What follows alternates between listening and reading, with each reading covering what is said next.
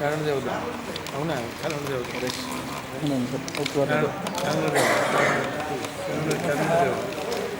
అవశ్యం ఛానల్ పక్కన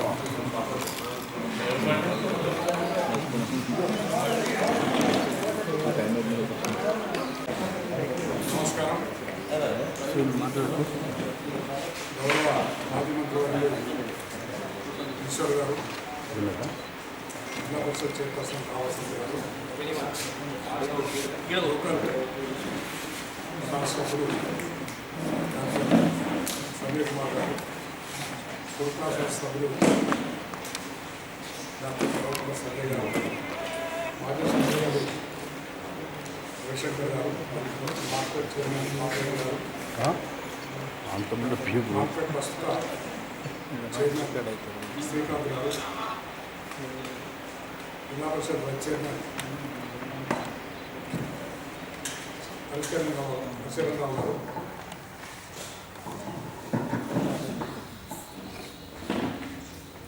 డిప్యూటీసీ విశాఖపట్నం రమేష్ గారు, అదేవిధంగా పట్టణాధ్యక్షులు సతీష్ గారు,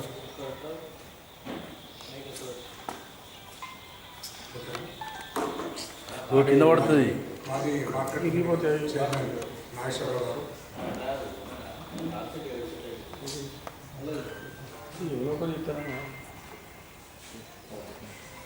మా ముందున్న ఎలక్ట్రానిక్ మీడియా మరియు ప్రింట్ మీడియా మిత్రులందరికీ మరొకసారి నూతన సంవత్సర శుభాకాంక్షలు. ఎందుకంటే కరోలేకపోయినా కనుక ఎలక్షన్ అయిపోయినాక నేను సిక్ అయిపోయి నేను కూడా ఆఫీస్లో ఎక్కువగా ఫెసిలిటీ పెట్టలేకపోయినా సంభవమైనా కనుక రాలేకపోయినా దాదాపు నెల 20 రోజుల నుంచి ఏం జరుగుతున్నదో మీరు కూడా చూస్తున్నాం. ప్రభుత్వం వచ్చింది, ప్రభుత్వాలు వస్తే పోతే ప్రజల తీర్పులను సాధించడం, తీర్పు కట్టుబడి ఉన్నాం. ఎక్కడన్నా పొరపాటు పార్టీ తరఫున కానీ మా తరఫున కానీ జరిగితే సరిదిద్దుకుంటాను కూడా సిద్ధంగా ఉన్నాం. ఇచ్చిన హామీలు నెరవేర్చకుండా ప్రజలను ఆగమడిస్తూ ప్రజాపాలన పెట్టి నెల 22-25 వరకు ఆన్లైన్ చేస్తాం, ఆన్లైన్ చేసిన తర్వాత స్కూటింగ్ చేస్తాం అని చెప్పి ఎన్నో అలా ఇప్పుడే చూస్తున్నాం. అక్కడ బయట కాడ ఉన్న వాళ్ళకు ఇది వర్తించాలని ఇది వర్తించాలని చెప్పి ఎన్నో రూల్స్ పెట్టి తప్పుడు అబద్ధాలు చెప్పి తప్పుడు వాగ్దానాలు చెప్పి ప్రభుత్వం ముందుకు వచ్చింది. వాళ్ళతో ఊహించని ప్రభుత్వం, వాళ్ళతో ఊహించుకోలేము వాస్తవం, కానీ ఊహించుకోవాలని తప్పుడు అబద్ధాలు చెప్పారు, ప్రజలను మోసం చేశారు.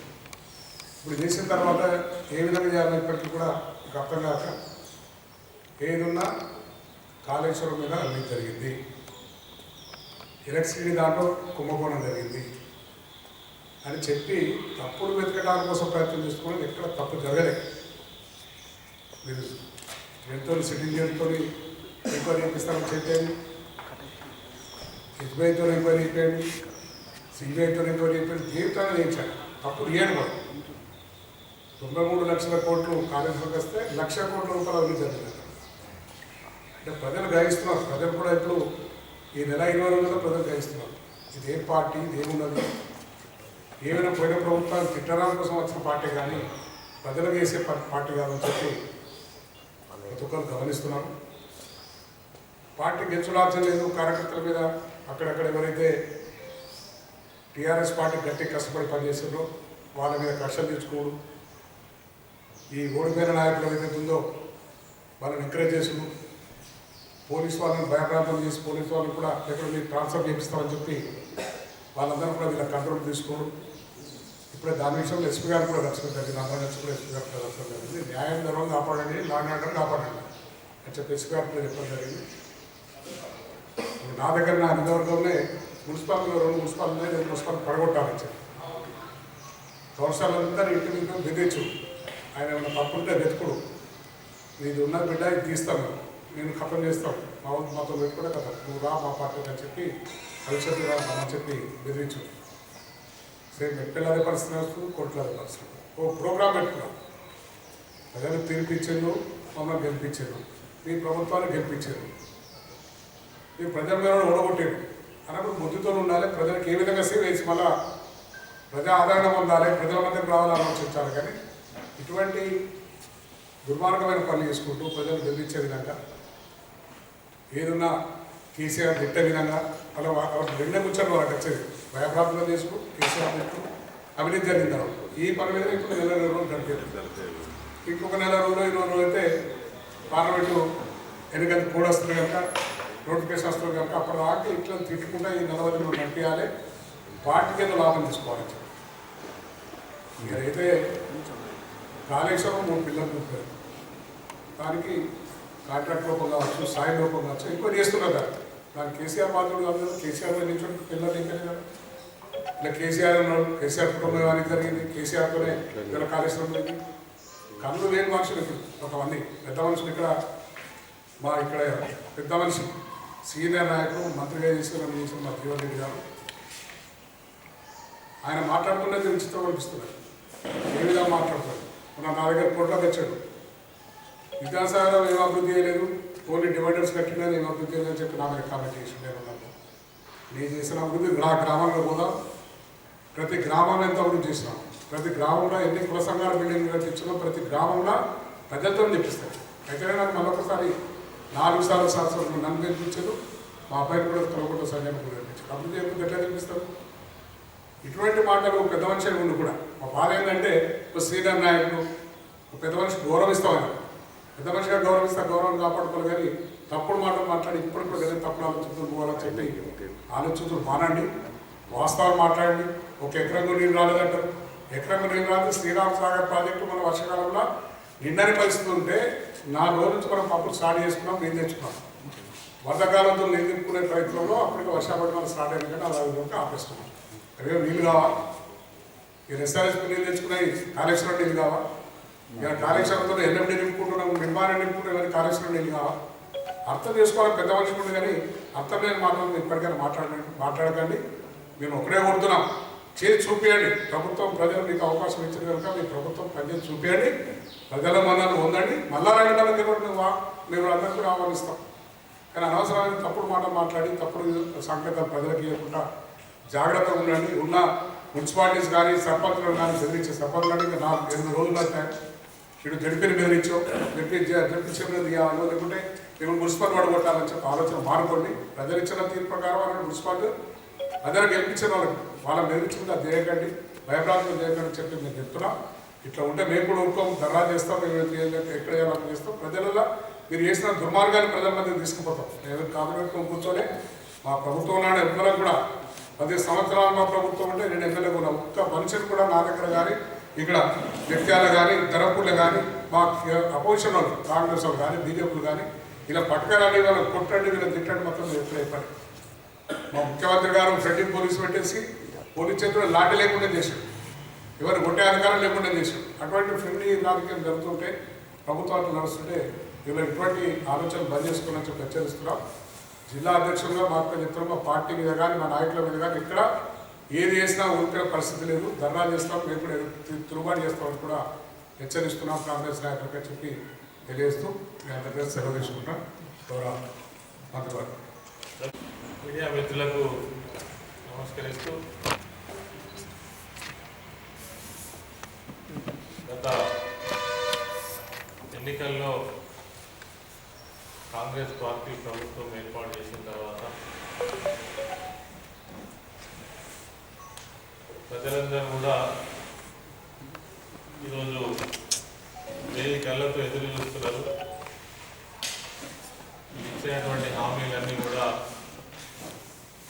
అమలు చేస్తారు. మాకు గత ప్రభుత్వం కంటే కూడా చాలా గొప్పగా చేస్తారనే ఉద్దేశంతో ఈ ప్రభుత్వాన్ని ఎన్నుకున్నామని ప్రజలు ఎదురు చూస్తున్నటువంటి తరుణంలో ప్రభుత్వం దృష్టి ఏదైతే ఉందో గతంలో ఉన్నటువంటి మా ప్రభుత్వం కేసీఆర్ గారి నాయకత్వంలో 10 సంవత్సరాలుగా ఈ రాష్ట్రాన్ని సాధించడమే కాకుండా రాష్ట్రంలో ఉన్నటువంటి అనేక మౌలిక సమస్యలకు ఒక మంచి పరిష్కారాన్ని చూపించి 9 సంవత్సరాలు 9.5 సంవత్సరాల కాలం పాటు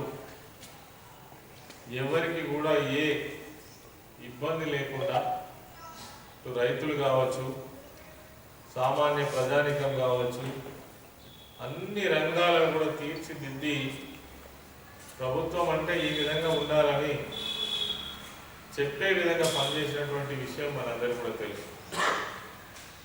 ఇప్పుడు వచ్చినటువంటి ప్రభుత్వం దాన్ని కొనసాగిస్తూనే మరింత గొప్పగా చేసేటువంటి ప్రయత్నం చేస్తే ఎవరైనా సంతోషిస్తారు, ఆనందిస్తారు. కానీ ఈరోజు మన కళ్ళ కట్టచ్చినట్టుగా కనబడతా ఉంది. ప్రభుత్వం మారి నెల 15 రోజులు 20 రోజులు అవుతున్నారు. కాలువలలో నీళ్లు లేవు, చెరువులు ఎండిపోయినాయి, యూరియా దొరకట్లేదు. మొన్నటిదాకా వాళ్ళు చెప్పిన మాటలు నమ్మి కళ్యాణ లక్ష్మి చెక్కులు తీసుకునేటువంటి వాళ్ళు తులం బంగారం ఎప్పుడు ఇస్తారా అని చూస్తూ ఉన్నారు. మహిళలు 2500 వృత్తి ఇక వస్తుందా అగవస్తా అని చూస్తున్నారు. అదేవిధంగా 500కే గ్యాస్ సిలిండర్ ఎప్పుడు ఇస్తారా అని చూస్తూ ఉన్నారు. అదేవిధంగా రేపు వచ్చే పంటకి మా రైతులకి 500 రూపాయల బోనస్ ఇచ్చి ప్రోత్సహిస్తారని వాళ్ళు చూస్తూ ఉన్నారు. కానీ వీటేవిటిపైన వాళ్ళ యొక్క దృష్టి పెట్టకుండా మొన్నటిదాకా ఖరాఖండిగా అమలు చేసినటువంటి రైతు బంధుని కూడా ఇప్పటి వరకు ఎకరంన్నర 2 ఎకరాల లోపు ఉన్నటువంటి వాళ్ళకు మాత్రమే చేరింది. ఒక పొంతన లేనటువంటి స్టేట్మెంట్స్ ఇస్తూ ఉన్నారు.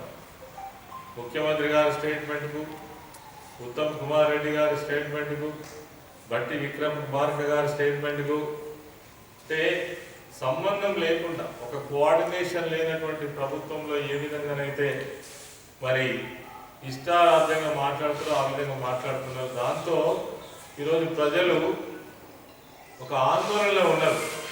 అసలు ఏం జరుగుతుంది ఈ రాష్ట్రంలో? ప్రభుత్వం ప్రజల పక్షాన నిలబడి మా సమస్యలకు పరిష్కారం చూపిస్తుందా చూపియదా అనేటువంటిది ఈరోజు ప్రజలు ఎదురు చూస్తున్నటువంటి విషయం. మరి ముఖ్యంగా ఇప్పుడు అందరూ కూడా మరి నాట్లు వేసి నీళ్ళ కోసం ఎదురు చూస్తూ ఉన్నారు. ఈ పంటను కాపాడుతారా, నీళ్ళు ఇస్తారా ఇయ్యరా? ఈరోజు 23వ తారీఖు, మళ్ళీ 1వ తారీఖు రోజు ఇచ్చేటువంటి పెన్షన్లు గత నెల ఆఖరు రోజు 29వ తారీఖున వాడు ఇచ్చినారు. ఇప్పుడు ఇచ్చేటువంటి ఈ నెల పెన్షన్లు మేము ఇచ్చినటువంటి ఆ 2000 పెన్షన్లకు 2000 కలిపి ఇస్తారా లేదా? ఖచ్చితంగా ప్రజలకు ఒక క్లారిటీ ఇవ్వాల్సినటువంటి అవసరం ఉంది. మరి ఇవేమి చేయకుండా గత ప్రభుత్వాన్ని నిందించడమే, గత ప్రభుత్వాన్ని తప్పులు తీసి వీటి నుంచి తప్పించుకునేటువంటి ప్రయత్నం చేస్తున్నట్టుగా మనకు ఖచ్చితంగా కనబడతా ఉంది. లేదో ఎత్తిపోయినట్టుగా విదేశ పర్యటనలు చేస్తూ ఉన్నారు ముఖ్యమంత్రి.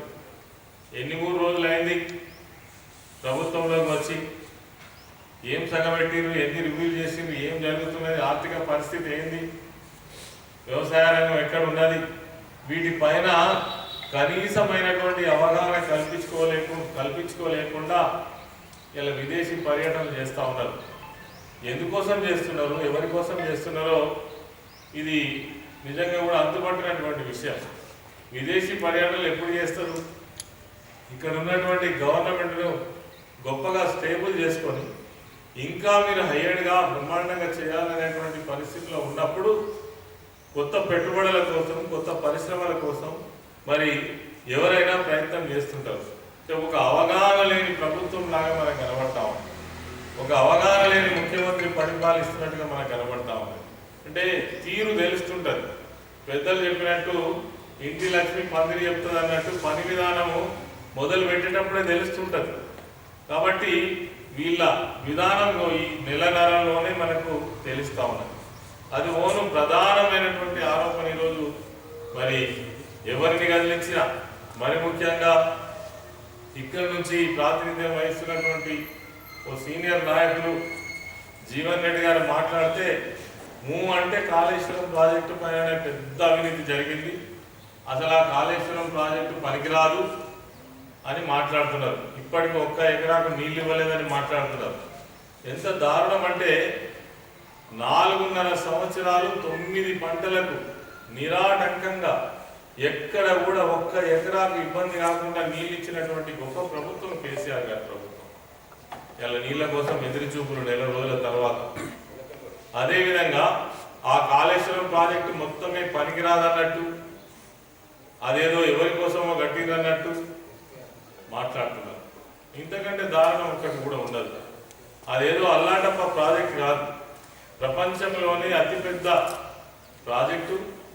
అదేవిధంగా ప్రఖ్యాతిగాంచినటువంటి కాంట్రాక్టర్ల చేత నిర్మాణం చేపట్టినటువంటి ఎల్ఎన్టీ లాంటి మరి ప్రపంచ ఖ్యాతిగాంచినటువంటి ఓ కంపెనీతో కట్టించినటువంటి ప్రాజెక్ట్. దాంట్లో ఒక పిల్లర్ డిఫెక్ట్ వచ్చింది. 20వ పిల్లర్ డిఫెక్ట్ వస్తే ఆ పిల్లర్కు ఉన్నటువంటి ఇటుపక్క అటుపక్క 19వ పిల్లరు 21వ పిల్లర్ని మరి డైమండ్ కట్ ద్వారా వాటిని రిపేర్ చేసుకొని యథావిధిగా కంటిన్యూ చేయవచ్చని నిపుణుల దిక్కు చెప్తున్నప్పటికీ ఈ గత వారం రోజుల కిందనే మంత్రుల బృందం పోయి విజిట్ చేసి అక్కడేదో జరిగిందని, ఏందో వెలికి తీస్తామని ఏదో ప్రయత్నం చేస్తే అక్కడ జరిగింది ఏం లేదు. ఇప్పుడున్నటువంటి ఈఎన్సీ మురళీధరరావు గారే పవర్ పాయింట్ ప్రజెంటేషన్ ఇవ్వడం జరిగింది. అక్కడ ఖర్చు పెట్టిందంతా కూడా 93,000 కోట్లు. మీరు అవినీతి ఆపాదించేది 1,00,000 కోట్లు. అందుకే కాళేశ్వరం ప్రాజెక్టు అంటే ఒక్క మేడిగడ్డ కాదు, 19 రిజర్వాయర్, 19 పంప్ హౌజులు, 100 కొద్ది కిలోమీటర్ల ఓపెన్ కెనాల్స్, అదేవిధంగా టన్నల్స్, అదేవిధంగా రిజర్వాయర్, ఇవన్నీ కూడా కలబోతనే కాళేశ్వరం ప్రాజెక్టు. 5 జిల్లాలో ఉన్నటువంటి లక్షలాది ఎకరాలకు నీళ్ళించాలనేటువంటి ఈ ప్రాజెక్టును మీరు తప్పుపట్టే ప్రయత్నం చేస్తున్నారు. ఇప్పటికి కూడా కాళేశ్వరం నుంచి ఒక చుక్క పంపింగ్ చేయడం లేదు. కేవలం గత ప్రభుత్వము ఈ ప్రాజెక్టు కట్టడం వల్ల తప్పు జరిగిందని చూపించే ప్రయత్నం చేస్తున్నారు తప్ప రైతులకు నీళ్ళిచ్చి రైతాంగాన్ని కానీ పంటలను కానీ కాపాడదామనేటువంటి ప్రయత్నం మాత్రం చేస్తలేదు. మీ దృష్టి అంతా కూడా ఎంతసేపు ప్రజలు కనబడతలేదు. గత ప్రభుత్వాన్ని, కేసీఆర్ గారిని బదనాం చేయాలనేటువంటి ఒక ఎజెండా పెట్టుకొని మాత్రం పనిచేస్తున్నట్టుగా కనబడతాం. నేను అడుగుతున్న ఈ సందర్భంగా కాళేశ్వరం ప్రాజెక్టు మీద 15 రోజుల పాటు మీరు అధ్యయనాలు చేస్తున్నారు కదా, ఇప్పటి వరకు ఏదైనా ఒక నిపుణుల కమిటీ వేసిండ్రా? విజిలెన్స్ కావచ్చు, ఉన్నటువంటి డిఈ స్థాయి, ఈ స్థాయి అధికారులతో పోయి దాన్ని ఎంక్వైరీ చేసి దీంట్లో ఏదో జరిగిందని చెప్పేసి అనేక పత్రికలలో కథనాలు వస్తున్నాయి. అది నిజంగా ప్రజలను నమ్మించే ప్రయత్నం చేస్తున్నారు. అందులో వాస్తవాలు తేలాలంటే ఇప్పటి వరకు మీరు ఒక కమిటీ ఎందుకు అపాయింట్ చేయలేదు? కమిటీ అపాయింట్ చేయకుండా ఈ ఆరోపణలు ఎందుకు చేస్తున్నారు? అంతేకాకుండా నెల 15 రోజులుగా మరమ్మతులు చేయాలనేటువంటి ఆలోచన వదిలిపెట్టి ఇలా ఎక్కడ తప్పు దొరుకుతుందా అనేటువంటి ప్రయత్నమే చేస్తున్నారు. అంటే నెల 15 రోజుల పాటు మరి ఈ లాస్ తప్పకుండా రేపు రైతుల మీద పడుతుంది. రైతాంగం చాలా దారుణంగా ఎదురు చూస్తూ ఉన్నారు.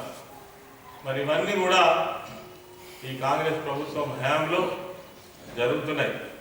ఇంతకుముందే మా జిల్లా అధ్యక్షులు చెప్పిండ్రు, ప్రజలు ఇచ్చినటువంటి తీర్పు కట్టుబడి సహకరిస్తాం. మీరు ఎంత గొప్పగా పనిచేసి ప్రజలను మెప్పించుకోగలిగితే అన్ని విధాలు మేము సహకరిస్తామని మేము కావచ్చు, మా అధినాయకులు కేసీఆర్ గారు కావచ్చు, కేటీఆర్ గారు కావచ్చు, అందరూ కూడా మేము తగినంత అవకాశం ఇచ్చి ముందుకు పోతున్నటువంటి సందర్భంలో కూడా మీరు తిరిగి ఇదే ప్రయత్నంలో ఉన్నారు తప్ప మరి ఇచ్చిన హామీలను నెరవేర్చాలనేటువంటి ఆ ప్రయత్నం అయితే ఇక్కడ కనబడుతున్నట్టుగా మనకు తెలుస్తలేదు. అది కాక ఇదివరకు మీరు ప్రజాపాలన పేరుతో దరఖాస్తులు తీసుకున్నారు. దాదాపు 1 కోటి పైచలకు దరఖాస్తులు వచ్చినాయి. ఆ దరఖాస్తులను పరిశీలించి వాటిపైన నిర్ణయం తీసుకొని వాటి మీద మరి మీ స్కీములు అమలు చేసేటువంటి ప్రయత్నం చేయకుండా తిరిగి మళ్ళీ ఇంటింటి సర్వే అంటున్నారు.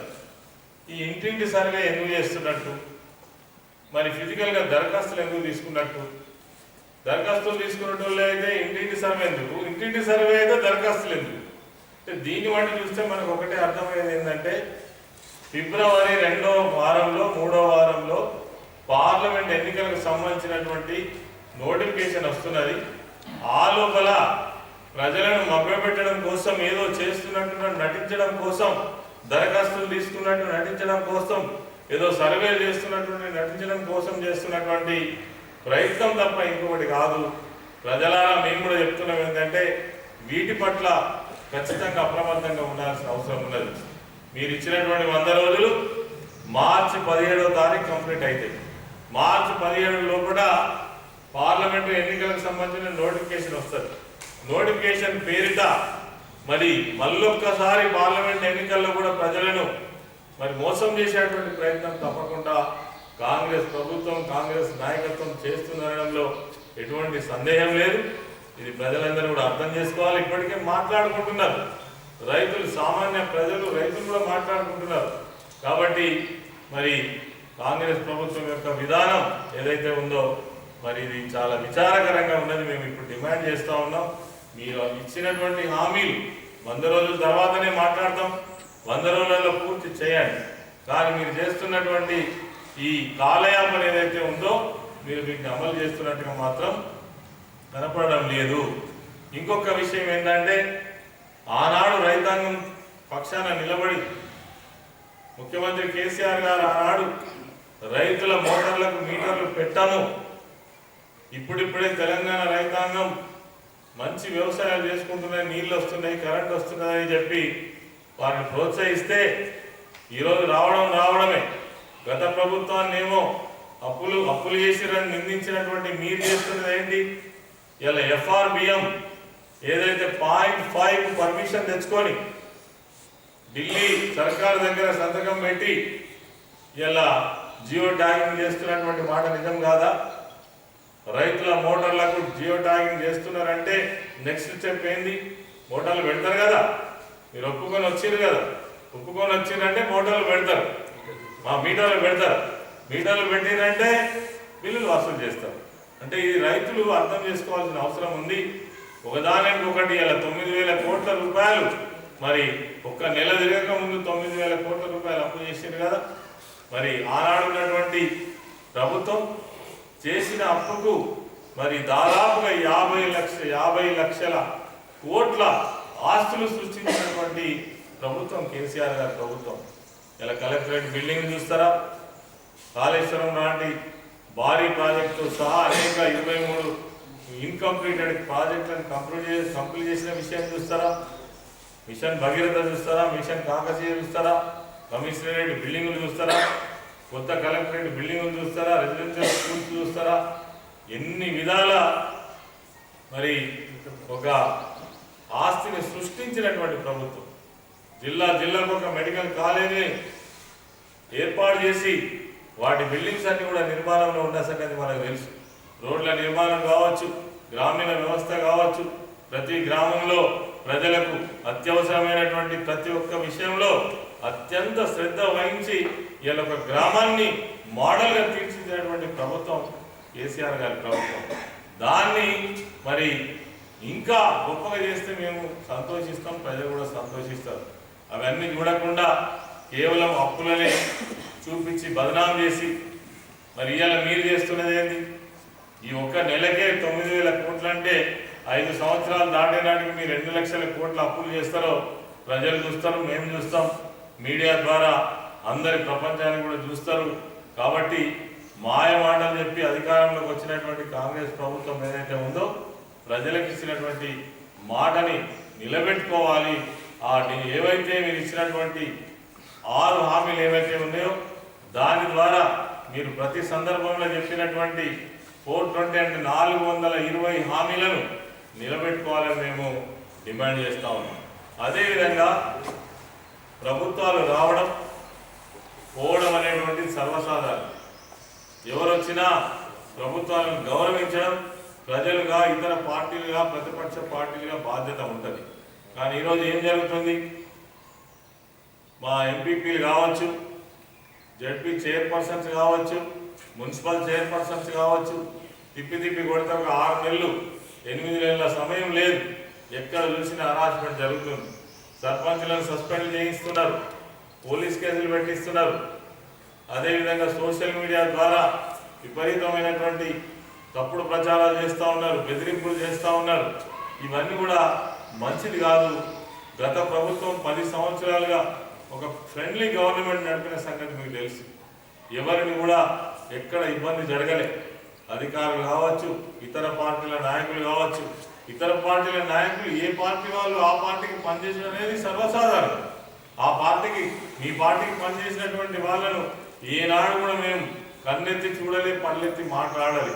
కానీ ఈరోజు ఆ పార్టీకి ఎవరెవరు పనిచేసిందో వాళ్ళని టార్గెట్ చేస్తూ వాళ్ళను ఇబ్బంది పెట్టేటువంటి ప్రయత్నం చేస్తూ ఉన్నారు. అది జగిత్యాల డిస్ట్రిక్ట్ హెడ్ క్వార్టర్లో కావచ్చు, ధర్మపురిలో కావచ్చు, కొరుట్లలో కావచ్చు, చొప్పదండి ప్రాంతంలో కావచ్చు, వేములవాడ ప్రాంతంలో ఇవన్నీ కూడా కరెక్ట్ కాదు. మీకు ఇచ్చినటువంటి అవకాశాన్ని సద్వినియోగం చేసుకొని మరి మీరు ఇచ్చిన హామీలను అమలు చేయమని మేము డిమాండ్ చేస్తున్నాం. ఈరోజు ఎస్పీ గారు కూడా కలిసినాం, కలెక్టర్ గారు కూడా చెప్తాం. చిన్న విషయాల మీదనే కంప్లైంట్ చేసి మరి సర్పంచులను సస్పెండ్ చేయించారు. ఇది ఎక్కడి దుర్మార్గమైన సంస్కృతిని తీసుకువస్తున్నది మంచిది కాదు. ఎవరికి కూడా అధికారం శాశ్వతం కాదని కూడా ఈ సందర్భంగా తెలియజేస్తూ మరి రానున్న కాలంలో ఎక్కడ తప్పు జరిగినా టీఆర్ఎస్ పార్టీ ఏమి మామూలు పార్టీ కాదు. మాకు 39 మంది శాసనసభ్యులు ఉన్నారు, శాసన మండలి సభ్యులు ఉన్నారు, అనేక మంది లక్షలాది మంది కార్యకర్తలు, నాయకులు ఉన్నారు. ప్రతి జిల్లాలో కూడా బలమైన శక్తిగా మా పార్టీ ఉన్నది. వీటంతటికీ మాకు బ్రహ్మాండమైనటువంటి ఒక మంచి ఉద్యమ నాయకులు కేసీఆర్ గారు ఉన్నారు. మేమంతా జిల్లా నాయకులు ఉన్నాం, మా శాసనసభ్యులందరం ఉన్నాం. ఏ కార్యకర్తకు ఎప్పుడు ఇబ్బంది వచ్చినా, ఎక్కడ హరాస్మెంట్ జరిగినా తప్పకుండా మేము దాన్ని వ్యతిరేకిస్తాం, దాన్ని తప్పకుండా తిప్పి కొడతామని చెప్పేసి కూడా ఈ సందర్భంగా మనం చేస్తూ ఉన్నాం. ఇటువంటి విధానాలు మారుకోవాలని కూడా మేము డిమాండ్ చేస్తూ ఉన్నాం. అధికారం ఉన్నదని ఏది పడతా చేస్తే చెల్లదు. ఇది ప్రజాస్వామ్యంలో ఎక్కడ కూడా పనికిరాదని ఈ సందర్భంగా మనం చేస్తాం.